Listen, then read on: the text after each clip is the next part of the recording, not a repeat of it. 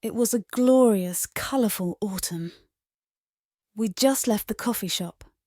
When we walked by, she had giggled and pulled me inside, saying, "Come on, let's be basic white girls and get some pumpkin spice."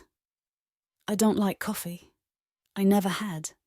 But when she handed me my cup and looked into my eyes while I tried it, it was the best thing I'd ever tasted. My hand still tingled where she grabbed it.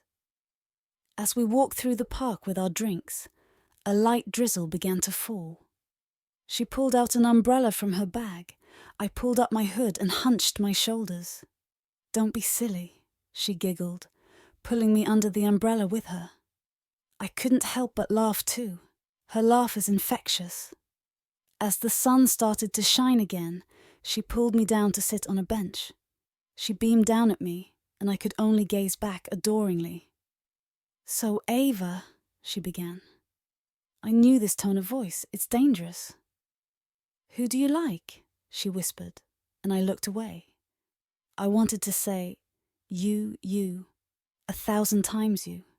You're the only one I can ever think about. You're gorgeous and sweet and funny and... Instead, I shrugged my shoulders and looked down at my cup. She looked at me with a cautious smile. "If I tell you mine, will you tell me yours?" "Okay," I said. "The person I like is you." I dropped my drink. "I've been wanting to tell you for a while, though. I know you're not interested in me, but I put my hand over her mouth. She looks at me in surprise. I take a deep breath. "Nancy, My voice catches in my throat. She removes my hand from her mouth, leans in a tiny bit closer. "What is it?" she asks, looking concerned. Because I can't seem to form the words, I tell her how I feel the only way I can. Before I can lose my courage, I lean forward, pressing my lips to hers. After her momentary shock fades, she kisses me back. As her lips move against mine, it's like there's fire in my veins. Her hands gently cup my face as mine timidly grab her by the waist. She pulls me deeper into the kiss, running her tongue along my lips and nearly making me moan. I think, I can't believe this is happening. We finally break apart when we're both completely breathless. She tilts her head so our foreheads are touching. "Wow," she whispers. I nod in reply. "Ava, so does this mean..." She stammers. This is the first time I've ever seen Nancy at a loss for words. I feel a bit proud of myself.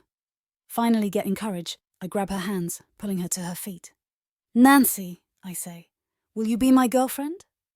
She squeals, jumping up and down in that way that I always thought was simply adorable, but was never able to tell her. So I tell her now. "You're adorable." I've never seen Nancy blush before either, but she does. She pulls me into a hug, and I rest my head on her shoulder. "So, is that a yes?"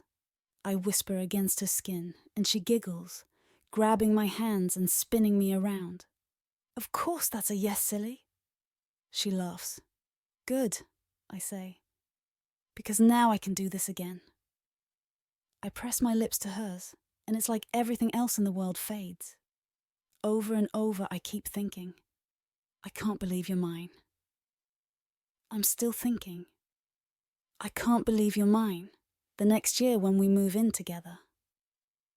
I think, "I can't believe you're mine," as she walks down the aisle on our wedding day. But the biggest "I can't believe you're mine" is when she holds our daughter for the first time. I didn't think it was possible to love someone more every day, but Nancy proved that wrong. "Ava, what do you want to name her?" she asks, both girls looking up at me with big, beautiful eyes.